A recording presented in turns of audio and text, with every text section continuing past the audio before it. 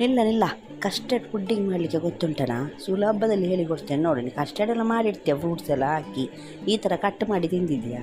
ಒಮ್ಮೆ ಮಾಡಿ ನೋಡಂತೆ, ಮಕ್ಕಳು ಎಷ್ಟು ಇಷ್ಟಪಡ್ತಾರೆ ನೋಡಂತೆ. ಒಂದು ಅರ್ಧ ಲೀಟರ್ ಹಾಲಿಡು ಕುದಿಲಿಕ್ಕೆ. ಅದು ಕುದಿಯೋಕ್ಕಿಂತ ಮುಂಚೆನೇ ಉಂಟಲ್ಲ, ಒಂದು 3 ಚಮಚ ಕಸ್ಟರ್ಡ್ ಪುಡಿಯನ್ನು ಉಂಟಲ್ಲ, ಅದು ಒಂದು 1/4 ಕಪ್ ಬಿತ್ತ ಪರವಾಗಿಲ್ಲ, ನಾನು ಒರೆಸ್ತೇನೆ. ಸ್ವಲ್ಪ ಹಾಲಿಗೆ ಮಿಕ್ಸ್ ಮಾಡಿ ಉಂಟಲ್ಲ, ಚೆನ್ನಾಗಿ ಮಿಕ್ಸ್ ಮಾಡಬೇಕು, ಗಂಟಲಿರಬಾರ್ದು. ಗಂಟಿದ್ರೆ ಮತ್ತೆ ಹೋಯಿತು.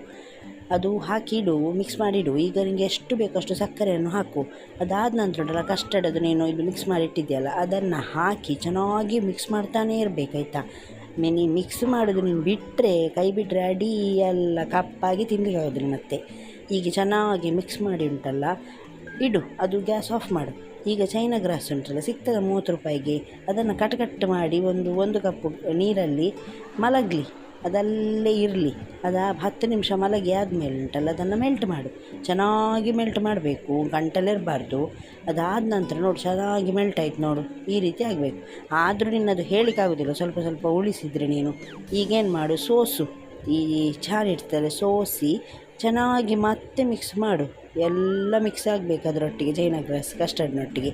ಈಗೆಂತ ಮಾಡು, ಒಂದು ಪುಡ್ಡಿಂಗ್ ಟ್ರೇಗೆ ಉಂಟಲ್ಲ, ಅದನ್ನು ಹಾಕಿ ಉಂಟಲ್ಲ, ಡ್ರೈ ಫ್ರೂಟ್ಸ್ ಸಿಗ್ತದಲ್ಲ, ನಿನಗೆ ಯಾವುದು ಬೇಕೋ ಅದು ಡ್ರೈ ಫ್ರೂಟ್ಸು ಚಂದ ಮಾಡಿ ಸೈಡ್ ಮಾಡಿ ಡೆಕೋರೇಷನ್ ಎಲ್ಲ ಮಾಡಿ 2 ಗಂಟೆ ಫ್ರಿಜ್ಜಲ್ಲಿ ಇಟ್ಟರೆ ಕಟ್ ಮಾಡಲಿಕ್ಕೆ ಚಂದ ಬರ್ತದೆ.